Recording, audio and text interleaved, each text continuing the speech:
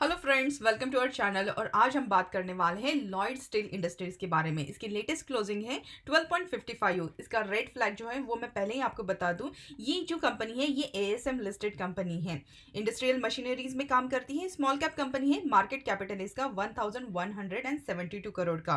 PE ratio अगर देखते हैं बहुत ज़्यादा हाई है, वो है 2299 का, जबकि सेक्टर पीई यहाँ पे 64.37 का ही है। तो यहाँ पे पीई वैल्यूएशन के हिसाब से अगर आप देखें तो बहुत ज़्यादा यहाँ पे ओवर वैल्यूएशन दिखाई देता है इस कंपनी में। अगर हम यहाँ पे फाइनेंशियल्स की बात करते हैं तो 2018 के साथ अगर हम 2021 के अगर क्वार्टरली रिजल्ट और ईयर ऑन ईयर बेसिस पे कंपनी की परफॉर्मेंस देखते हैं तो देखिए टोटल रेवेन्यू जो है यहाँ पे पिछले सालों से कंटिन्यूसली घटते हुए दिखाई दे रहा है और अभी वो हो गया है 83.14 करोड़ का। इबिटा देखेंगे तो वो भी घटते हुए दिखाई दे रहा है। नेट इनकम जो है वो भी घटकर हो गया है 0.51 और ईपीएस जो है वो भी 0.02 से हो गया है 0.01। मतलब कंपनी जो है वो पिछले कुछ सालों से कुछ खास यहाँ पे परफॉर्म नहीं कर रही है और इसीलिए जितनी भी यहाँ पे इसका नेट इनकम टोटल रेवेन्यू जो है नीचे की तरफ जाते हुए दिखाई दे रहा है। अब अगर हम यहाँ पे शेयर होल्डिंग पैटर्न की बात करते हैं तो देखिए टोटल प्रमोटर होल्डिंग है 53.41 और यहाँ पे प्रमोटर्स का प्लेज भी है 1.10% का। बाकी यहाँ पे डोमेस्टिक और फॉरेन इंस्टीट्यूशन का बहुत ही कम हिस्सेदारी है। रिटेल इन्वेस्टर यहाँ पे ऑलमोस्ट 46.52 की हिस्सेदारी लेकर चल रहे हैं। अगर हम यहाँ पे कंपनी के स्ट्रेंथ की बात करें तो यहाँ पे कंपनी का बहुत ही कम डेप्ट है और उसी के साथ सिर्फ अगर हम पास 3 क्वार्टर्स की बात करें तो यहाँ पे रेवेन्यू और प्रॉफिट जो है इंक्रीज होते हुए दिखाई दे रहा है और उसी के साथ कैश जनरेटिंग एबिलिटी भी इस कंपनी में बढ़ते हुए दिख रही है। बुक वैल्यू जो है वो बहुत ज़्यादा इंप्रूव हुई है कंपनी की पिछले 2 साल के साथ अगर हम कंपेयर करें तो।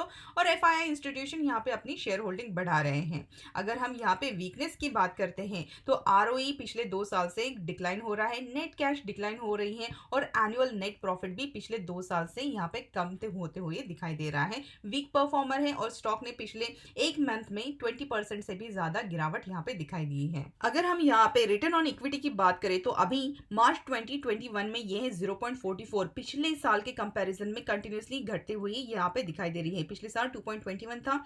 आरओसी भी कम हो गया है 1.20 जो कि पिछली बार 3.17 था। रिटर्न ऑन एसेट भी घट गया है 0.33। अगर हम यहाँ पे इसका सीएजीआर की बात करें तो वो निगेटिव में आ गया है -50.85, जबकि पिछले साल ये था 67.26। मतलब कंपनी हम बात करते हैं ओवरऑल स्टील सेक्टर के बारे में, आने वाला फ्यूचर इसके लिए कैसा है और रशिया और यूक्रेन का ये जो वॉर चल रहा है क्या हमारे लिए निगेटिव है या पॉजिटिव है। तो देखिए यहाँ पे तो रशिया पे बहुत ज़्यादा सैंक्शंस लगाए गए हैं। रशिया जो है वर्ल्ड वाइड यहाँ पे मेटल सेक्टर में एक्सपोर्ट करता है। अब अगर रशिया पे सैंक्शन लगेंगे तो हमारे पास अपॉर्चुनिटी है एज ए इंडिया कि हमारा जितना भी मेटल सेक्टर है हम यहाँ पे एक्सपोर्ट करें वर्ल्ड वाइड और वही होगा। देखिए यहाँ पे उन्होंने न्यूज़ में 25 फेब को बताया कि सैंक्शन में boost local steel, engineering goods, speciality chemical companies. यहाँ पे उन्होंने बताया कि जो यूरोपियन रीजन है वहाँ पे ऑलरेडी सप्लाई का डिसरप्शन होगा और नियर टर्म जो डिमांड है वो इंडियन स्टील और इंजीनियर प्रोडक्ट के लिए हो जाएगी। यहाँ पे शेर खान के जो संजीव होटा है उन्होंने बताए हैं। अब अगर किसी स्पेसिफिक रीजन में स्पेशली यूरोपियन रीजन में अगर डिसरप्शन हो जाता है तो इंडिया से यहाँ पे एक्सपोर्ट हो जाएगा और यहाँ पे ऑलरेडी हम China+1 ये जो योजना लेकर चल रहे हैं वहाँ पे भी हमारे लिए ही ये बेनिफिट है और आने वाले सालों में यहाँ पे जो मेटल सेक्टर है वो बहुत अच्छा बूम करते हुए दिखाई देगा। यहाँ पे उन्होंने बताया कि इंडियन स्टील इंडस्ट्री जो है इसने अभी 25.6% ग्रोथ दिखाया है क्रूड स्टील प्रोडक्शन में।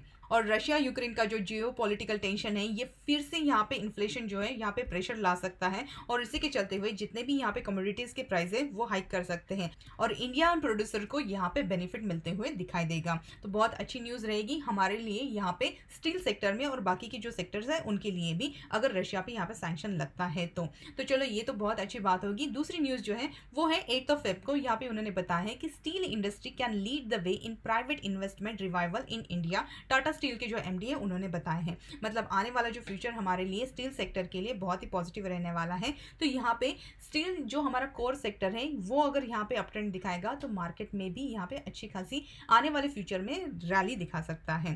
तो ये पॉजिटिव चीज़ है लॉयड स्टील के लिए भी कि यहाँ पे ऑलरेडी जो पिछले 3 साल में अगर हम यहाँ पे साल की बात करते हैं तो यहाँ पे कंपनी ने कुछ खास परफॉर्म नहीं किया, लेकिन अभी अगर आप क्वार्टरली रिजल्ट की बात करते हैं तो लास्ट 2 क्वार्टर से कंपनी अच्छा परफॉर्म कर रही है। और जिस तरीके की न्यूज़ अभी चल रही है, रशिया का सैंक्शन है और उसी के साथ स्टील सेक्टर जो है वो लीड करने वाला है। आपको यहाँ पे मिड से लेकर लॉन्ग टर्म के हिसाब से यहाँ पे इन्वेस्टमेंट करके चलना पड़ेगा, तो यहाँ पे आपको अच्छे खासे रिटर्न भी मिलते हुए दिखाई दे सकते हैं। अब हम बात करते हैं इसके क्वार्टरली रिजल्ट के, जो कि आए थे 2 फेब को। यहाँ पे देखिए उन्होंने बताया इनका जो नेट प्रॉफिट है वो 3.75 करोड़ से बढ़ते हुए दिखाया है। अगर हम यहाँ पे डिटेल में जाने तो ये क्वार्टरली रिजल्ट के साथ अगर हम कंपेयर करते हैं Q3 रिजल्ट और पिछले बार का Q2 रिजल्ट अगर हम कंपेयर करें तो टोटल इनकम में यहाँ पे बढ़त दिखी है, 128% से बढ़ा है, नेट प्रॉफिट भी 92% से बढ़ा है और EPS 100% से बढ़ा है। ईयर ऑन ईयर बेसिस पे अगर हम कंपेयर करें तो टोटल इनकम यहाँ पे ऑलमोस्ट 50% से घटत दिखी है, नेट प्रॉफिट 329% से बढ़ा है, EPS भी 300% से बढ़ा है। अगर पिछले 9 मंथ के साथ अगर हम कंपेयर करें तो टोटल इनकम यहाँ पे घटते हुए दिखाई दिया है, नेट प्रॉफिट बढ़ा है और EPS भी बढ़ा है। मतलब ओवरऑल हम क्या देखते हैं, मतलब पिछले साल तक का अगर हम यहाँ पे कंपेयर करें तो यहाँ पे टोटल इनकम घटते हुए दिखाए, लेकिन क्वार्टर ऑन क्वार्टर बेसिस पे बात करें तो यहाँ पे थोड़ी बहुत इंप्रूवमेंट दिखाई दे रही है इस कंपनी के टोटल इनकम में, उसी के साथ नेट प्रॉफिट और EPS में। मतलब अभी रिसेंटली जो कंपनी है वो परफॉर्म कर रही है। अब हम बात करते हैं 2 फेब के न्यूज के बारे में, जहाँ पे इन्होंने बताया कि लॉयड स्टील का जो बोर्ड है उन्होंने यहाँ पे अप्रूवल दिया है इनके एक्विजिशन प्लांट के लिए। अब ये लोग यहाँ पे नया जो प्लांट ओपन कर रहे हैं महाराष्ट्र में, उसके लिए जितने भी अप्रूवल लगने वाले थे इन्वेस्टमेंट के लिए वो अप्रूव हो चुके हैं। ये जो लैंड है ऑलमोस्ट 10,583 स्क्वायर मीटर्स का है। मतलब जैसे ही नया प्लांट यहाँ पे शुरू हो जाएगा तो इनकी कैपेसिटी जो है वो भी बढ़ जाएगी और उसी के साथ इनके जो क्वार्टरली रिजल्ट है वहाँ पे फाइनेंशियल रिजल्ट में भी हमें बढ़त दिखाई देगी। वैसे भी अगर हम क्वार्टर ऑन क्वार्टर बेसिस पे अगर देखें तो यहाँ पे रिजल्ट अच्छा है, लेकिन पिछले साल के साथ अगर कंपेयर करें तो वो कुछ खास नहीं है।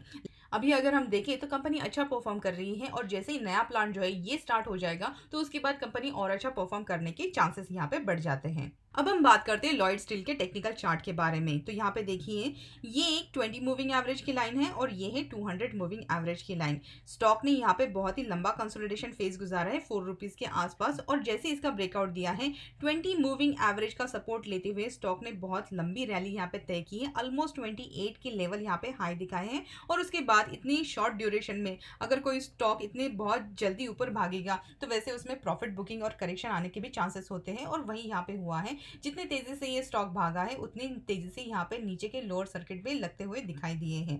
अब हमें एज ए इन्वेस्टर यहाँ पे क्या करना चाहिए, तो देखिए जैसे कि आपने देखा है ये 20 मूविंग एवरेज का जो यहाँ पे सपोर्ट का काम कर रहा था, जैसे सपोर्ट के आसपास आ रहा था वहां से एक बहुत अच्छा उछाल देते हुए दिखाई दिया है। लेकिन जैसे ही इसने 20 मूविंग एवरेज के यहाँ पे सपोर्ट ब्रेक किए उसके बाद स्टॉक ने यहाँ पे भारी गिरावट दिखाई दी, और अब ये 20 मूविंग एवरेज जो सपोर्ट का काम कर रहा था अब ये रेजिस्टेंस का काम कर रहा है। मतलब स्टॉक जितने बार उसके आसपास जाता है वहां से सेलिंग प्रेशर के साथ नीचे की तरफ ही आते हुए दिखाई दिया है। 2 बार इसने ट्राई किया 20 मूविंग एवरेज तोड़ने का, लेकिन यहाँ पे भारी गिरावट ही दिखाई दी है। अब हमें एज ए इन्वेस्टर यहाँ पे क्या करना चाहिए, तो देखिए यहाँ पे 2 सपोर्ट ट्रेंड लाइन मैंने बना के रखी है। ये जो यहाँ पे पहले रेजिस्टेंस का काम कर रही थी, इसका ब्रेकआउट होने के बाद अब ये काम कर रही है सपोर्ट का, तो हम लोग ऑलमोस्ट सपोर्ट के आसपास ट्रेड कर रहे हैं। उसी के साथ जो दूसरी सपोर्ट ट्रेंड लाइन मैंने यहाँ पे बनाई है वो है ऑलमोस्ट 8.88 रुपीज के आसपास, जो कि बहुत ही पास है 200 मूविंग एवरेज के पास। मतलब ये सपोर्ट ट्रेंड लाइन और उसी के साथ हमारे पास सपोर्ट है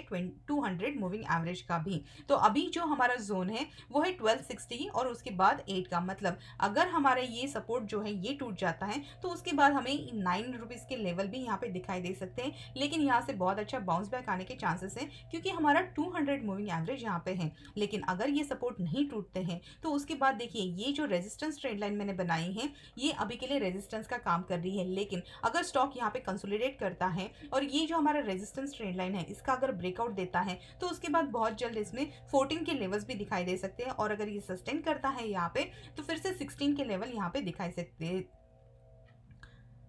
तो उसके बाद यहाँ पे 16 के लेवल भी दिखाई दे सकते हैं। क्योंकि देखिए यहाँ पे रेजिस्टेंस जो है वो 16 रुपीज का है, तो यहाँ पे हो सकता है फिर से सेलिंग प्रेशर आ जाए और फिर से हमारा जो सपोर्ट है ये रीटेस्ट हो। तो देखिए अगर ऐसा होता है तो यहाँ पे 16 का यहाँ पे अगर रीटेस्ट होता है तो फिर से सपोर्ट से ये बाउंस देते हुए फिर से 16 का हमारा टारगेट, और उसके बाद आने वाले मिड से लेकर लॉन्ग टर्म में ये 20 रुपीज का भी टारगेट दिखा सकता है। क्योंकि नेक्स्ट जो हमारा उसके बाद सेकंड टारगेट है 20 का। मतलब फर्स्ट अगर सबसे पहले तो इसको बहुत जरूरी है रेजिस्टेंस ट्रेंड लाइन तोड़ना, उसके उसके बाद 60 के टारगेट अगर ये सस्टेन होते हैं तो उसके बाद 20 के टारगेट। लेकिन अगर हमें यहाँ पे नेगेटिव मार्केट सिचुएशन चल रही है, उसकी वजह से हमारा अगर सपोर्ट यहाँ पे टूट जाता है तो नीचे की तरफ हमारे पास बहुत ही मेजर सपोर्ट है, वो है 9 रुपीज़ का यहाँ पे। तो आई होप इस वीडियो में जितनी भी इन्फॉर्मेशन हमने कवर की है वो आपके लिए हेल्पफुल ज़रूर रही होगी, और अगर ऐसी बात है हमें कमेंट सेक्शन में ज़रूर बताइएगा। चैनल पे अगर फर्स्ट टाइम है तो चैनल को सब्सक्राइब करके बेल आइकन दबाना मत भूलिएगा, और मिलते हैं हमारे अगले वीडियो में। Thank you so much.